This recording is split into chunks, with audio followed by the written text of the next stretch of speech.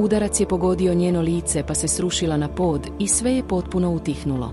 Danas kad sam prisiljen svega se posjetiti, oko te noći razumijem život bolje. Uz više iskustva i obrazovanja kojega sam 20 godina kasnije stekao, danas shvaćam da muškarci, koji se tako prema ženama ponašaju, velike su kukavice.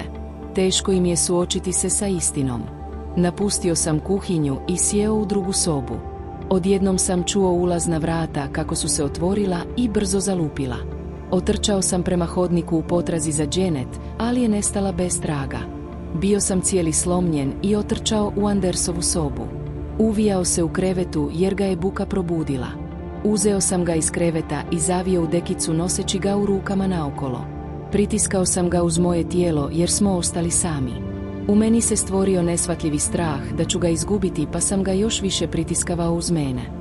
Bespomoćno sam stajao u dnevnoj sobi pa sam se na kraju pomirio s tim da Janet više nikad se neće vratiti. Minute su prolazile, a kad sam se svih mojih zlih misli riješio, otišao sam s Andersom u naručju. Bio sam spreman pobjeći što dalje da nas nitko ne nađe.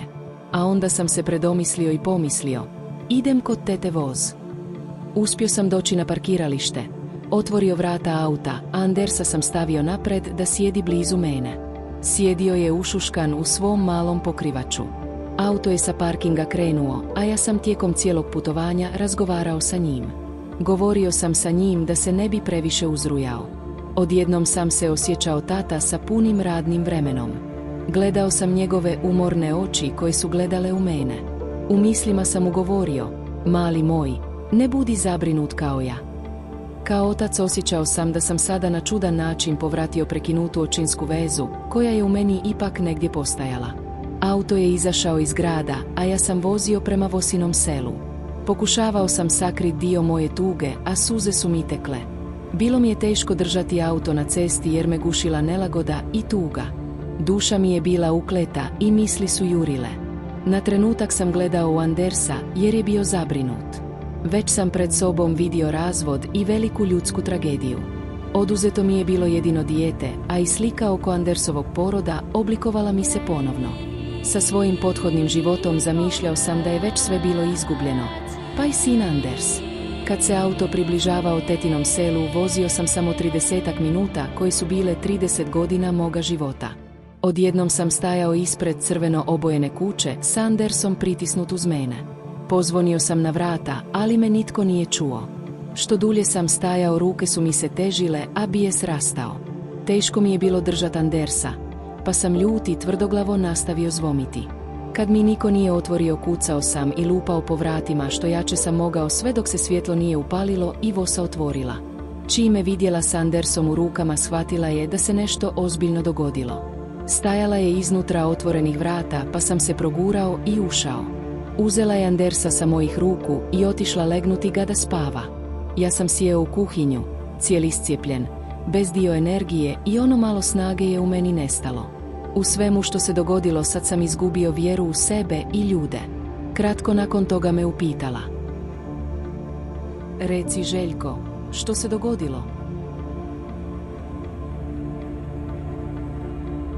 Sjedili smo do duboko u noć i jutro je samo došlo. Nebo se razvedrilo pa se i ja isprobudio. Došao je u kuhinju i kad sam se malo smirio, sve sam još jednom ispričao. Sa nekom malom nadom zamišljao sam dio stvari u nadi da se Janet vratila. A onda sam zamolio Icea da idemo do moje kuće. Što duže smo sjedili, Ice me pokušavao nagovoriti ostati, ali smo na kraju otišli. Pola sata nakon toga stigli smo u Veeksije. Jutro se približavalo, a ja sam ga zamolio da stane. Pitao sam da li možemo popiti šalicu kave u slučaju da je nešto bilo otvoreno. Bio sam zabrinut što ću vidjeti kad posjetim moj dom. Nisam želio ga vidjeti od straha da je bio jednako napušten kao kad sam otišao. Ice me nastavio tješiti i povremeno mi je rekao: Biće sve u redu, Željko. Nekoliko minuta kasnije stajali smo ispred moje kuće. Van moga doma bilo je sve jednako tiho kao kad sam otišao. Naslonio sam se na poštanski sandučić i pažljivo otvorio sa pogledom unutra. Gledao sam da li su postajali i kakovi vidljivi tragovi oko Janetinog nestanka. Onda sam otključao i oboje smo ušli. U mome domu vladala je neopisiva tišina i sve je bilo razoreno kao kad sam otišao. A onda sam zamolio Icea da se vratimo putem kojim smo došli. Nisam uspio ni zaključati vrata, a dva muškarca stajala su vani. Nije bilo sumnje da su obodvoje bili policajci. Jedan je pitao, je li sve u redu, a ja sam odgovorio. Sve je u redu.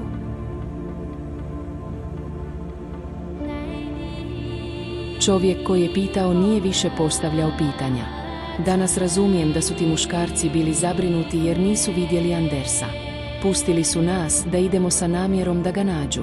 Kratko nakon toga smo se vratili u Iceovo selo i već sa daleka vidio sam svjetla jednog auta sa upaljenim motorom. Bio mi je poznat kroz godine u kojemu sam se prije vozio. 4 muškaraca sjedili su i čekali.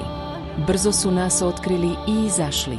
Jedan je zamolio Icea ući u kuću. Moja posljednja nada nestala je i sad sam osjećao da je sve bilo izgubljeno. 2 policajaca pratili su me pogledom i jedan je rekao: Ideš sa nama. Bespomoćno sam tražio žniran s cipela, pun suza u očima, a on je rekao: Požuri Rengal.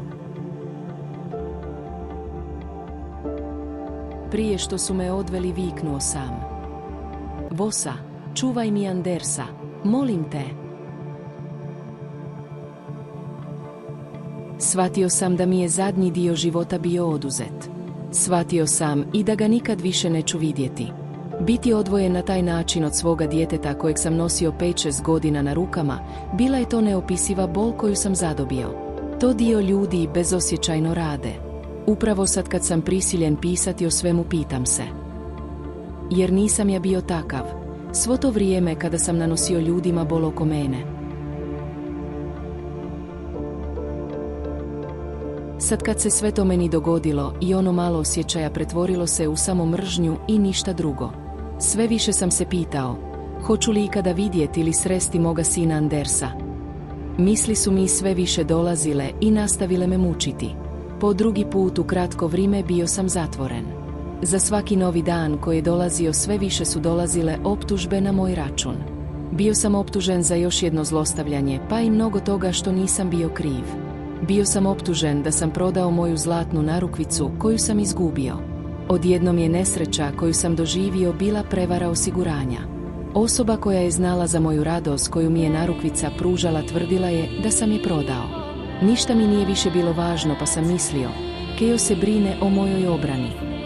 Prestao sam se braniti u čežnji da vratim moju obitelj. Bila je veljača 1987, a dani su prolazili.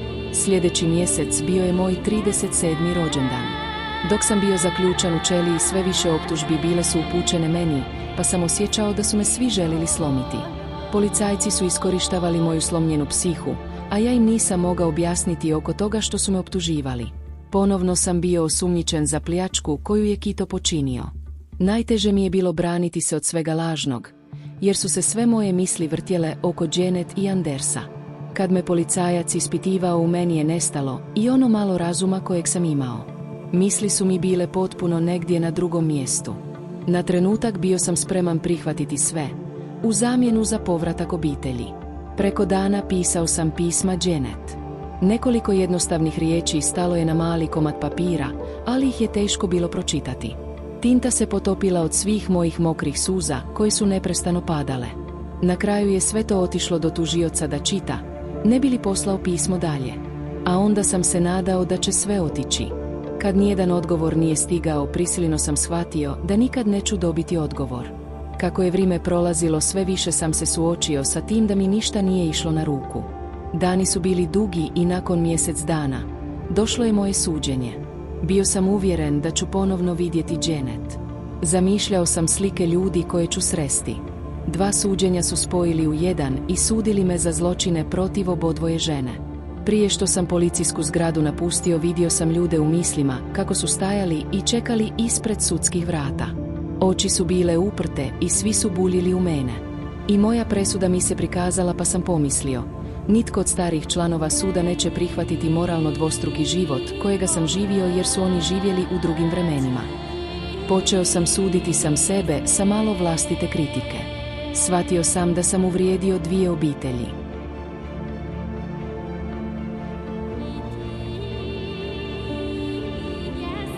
Došao je dan suđenja i rečeno mi je da se spremim. Nakon mjesec dana pritvora došlo je ponovno vrijeme za izlazak iz ćelije.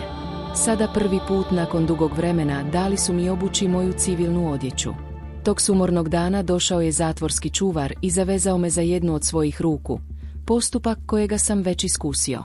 Zamolio me da ga slijedim korak po korak, a onda me odveo do kombija kriminalne službe. Još jedan čovjek je došao iz osoblja. Auto je krenuo i nekoliko minuta kasnije ponovo je stao. Čovjek koji me vodio za moju vezanu ruku rekao je da idem malo brže.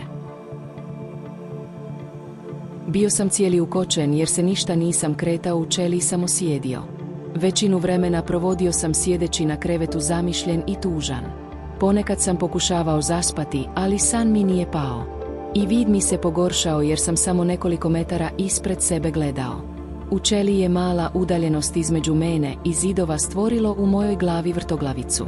Mozak i moje tijelo nisu se mogli prilagoditi na drugo osim onoga što sam imao ispred sebe. Ispitivanje policajaca tuklo je moju ionako srušenu psihu sa svim što sam bio prisiljen proći. Ušli smo u sudnicu i ja sam sjeo pored mog odvjetnika. Gledao sam naokolo u potragi za Janet, ali je nisam vidio.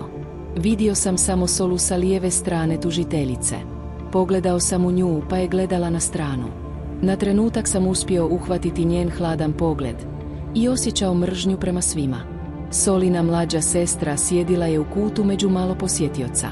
Sjedila je sa svojim dečkom, za mene poznato lice moje nove godine kada sam čekao Kita. Kad sam ugledao čovjeka sa kojim je sjedila, odmah sam se posjetio na moju noć kad sam prisiljen bio bježati iz vlastitog doma.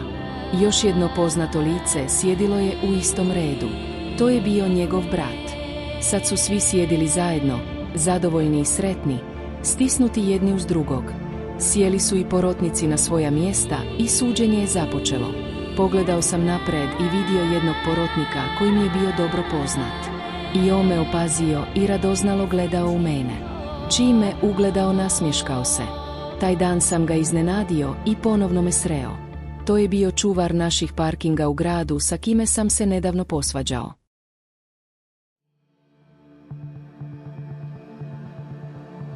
Samo nekoliko mjeseci prije naplatio mi je kaznu koja je potpuno bila neopravdana. Nije htio vratit pa sam uzeo službenu kapu i zaključao u ormar jedne prodavnice. Na kraju me prijavio pa sam bio osuđen za zločin. Sada sam sreo istog čovjeka i sjedio je kao porotnik. Janet je došla, ali je nisam vidio. Mala skupina ljudi sjedilo je u publiki, stisnuti jedni uz druge. Suđenje je započelo po svim optužbama tužilaštva protiv mene. Tužitelj je listao papire ispred sebe i ubrzo mi je rečeno ispričat o životu kojega sam živio. Taj trenutak nisam znao sa kojega kraja mi je bilo najprikladnije krenuti. Želio sam izbjeći pričati o svojoj nevjeri. Janet je sjedila u drugoj sobi pa me to malo smirilo. Tužilac je unaprijed pripremio mjesto gdje će ona i njen odvjetnik sjediti. Preko postavljenog mikrofona u jednoj prostoriji dali su joj ispričat svoju priču i da se ne suoči sa menom. Započela je pričati i zvučila hladno da je nisam mogao prepoznati. Rečenice koje je izgovarala su bile kratke, sa jednim subekatom i glagolom. Kad je rekla da nisam imao posao, rekla je: bio je nezaposlen i klizio naokolo. A onda sam pomislio, mora da je od nekog dobila dobru pomoć izraziti se na takav način. Doduše, Janet se školovala, a ja sam bio prisiljen snalaziti se sam. Danas sam uvjeren da sam dan suđenja bio nabijen emocijama, a i naivan pa sam samo mislio na nju. Osjećaji prema njoj bili su snažni da su me spričavali razmišljati o sebi.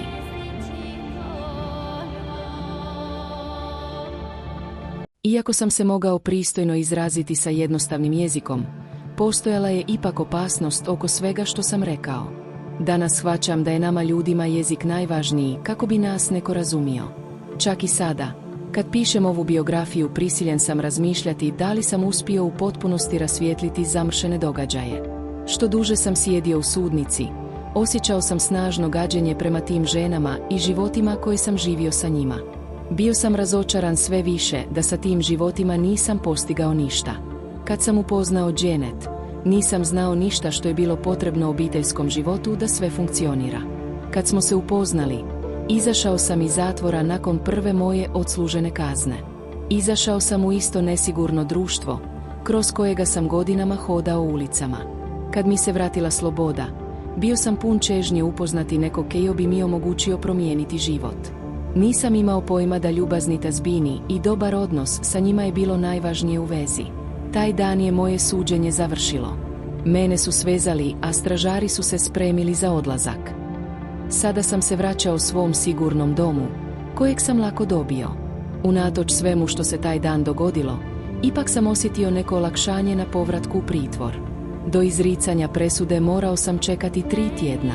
Na povratku u pritvor bio sam siguran da će mi se sve suditi što mi je bilo stavljeno na teret.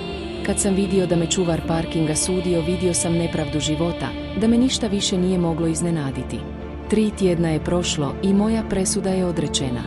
Vrata pritvora su se otvorila, a ja sam pitao: koju kaznu sam dobio?